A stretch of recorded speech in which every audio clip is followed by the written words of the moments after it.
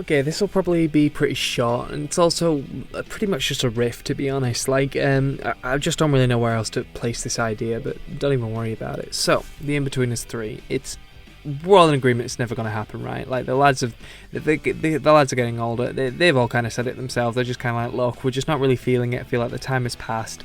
Blah-de-blah-de-blah. And I agree, to be honest, like Inbetweeners 2 was fun, and it was an interesting direction to take it, but to be honest, it did start stepping away from the series itself and what have you. So I took it in a different direction, which I'm all for. But I think it's time to bring us all the way back to where it all started. So, you think I'm going to say prequel? I ain't, son. I'm saying sequel. I'm talking Inbetweeners school reunion. Feisty one you are! But this ain't no American Pie reunion situation. We're not just doing empty cameos for no reason. Let me explain. So, this school reunion, it's not going to be like far off in the future. It's going to be sort of like a 10-15 years anniversary of the sixth form reunion. It is a bit weird, that's the point. And beforehand and stuff, they all go to the pub and everything, and it's just like old times. It's just like the lost episode, basically. We can let the lads riff. It'll be really fun. And then they all turn up to this kind of awkward like school reunion and everything, but it turns out it has been organised exclusively by Alistair Scott. Now you might remember him from organising certain other events such as the school fashion show. Oh yeah, he's behind it all. So, why am I bringing back this one-shot character from this obscure episode? Well, I needed someone to fill this role, and I couldn't think of anyone better. Because you see, we get to the reunion, the lads are there, Carly's there, there's a bit of unresolved tension between her and Simon. She's just split up with a boyfriend, even though Simon feels like he's moved on. He's a kid again. He just thinks like, oh my god, maybe this could be the one. Neil's got to bring his literal child as well, so that's going to be a lot of fun. There's going to be a lot of sort of a physical comedy with that, and you'll kind of have Jay like having a bit of a joke with his missus and everything, and then Will just kind of floating around in the middle. So, why Alistair? He pulls the lads aside and he explains to them he's behind this whole organisation, and they kind of explain. They're just like, oh yeah, no, we did think it was a bit weird. Like, you don't really have sixth form reunions, and oh well, is this a bit like when you did the fashion show, right? And he says no. As he says, look at you all. So, okay, he's a bit unhinged and he's quite venomous and what have you. And he says, look at you. You were never cool enough to be popular, but you were never nerdy enough to be losers, were you? You were just in between. And this is more than just like an empty sort of title grab, like they said the thing. He's saying to them, he resents them. He's like, you guys, you could just abseil your way through life. Do you know what I mean? You Simon, you ended up with the cool girl and everything, and Will and Jay and even Neil and what have you. Everyone loves you, don't they?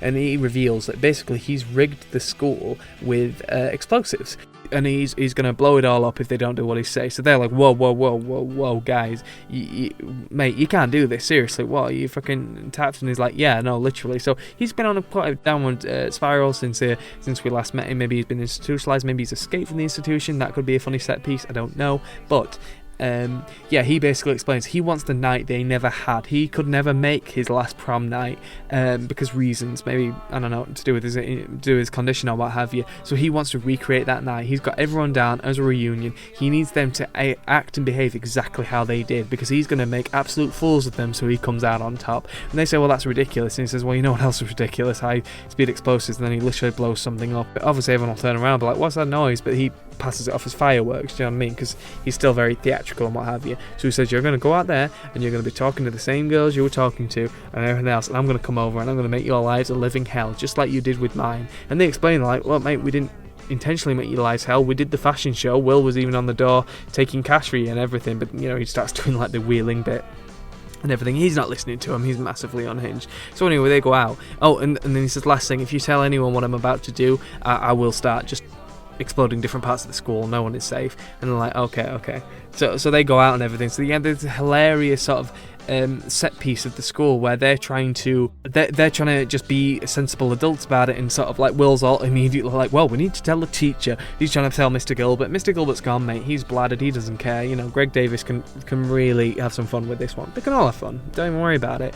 And yeah, you've got this situation where they want to be adults. They want to be mature. They want to show everyone who they are now and sort of how they progressed. And yet they've got this literal manifestation of all that nostalgia and all that toxicness literally feeding down onto them, forcing them to act like how they did. So he's forcing Simon to talk to Carly and forcing him to act like a loser and stuff. He's forcing Will to like dress like an idiot and everything. And the whole time they are trying to tell everyone what's actually going on. They're trying to get some help and stuff, but they just can't. And it's funny, it's bonkers. We can get some cream of the British crop down here. We can get like your Jack Whitehalls and your Jimmy Carrs and what have you. We can get them all down, and I think it's a good reflection. I think he's a good representation of the sort of fan base and the sort of reputation that dogs these actors, that follows them everywhere they go. That their whole lives they're always going to be Jay, Will, Simon, and Neil. So he represents that. Do you know what I mean? And no, he's obviously not going to blow them up in the end. Somehow, some way, they'll find a way out of it. I don't really know how, but the hijinks will ensue. One of them will probably get naked at one point. Don't even worry about it. But yeah, it's just going to be fun. It's going to be this fun clash of like coming of age story, but also reunion, moving on from the past and everything. I think the actors will like it. I think the creative team will like it. If any of them want to reach out and chat further, they know where to find me.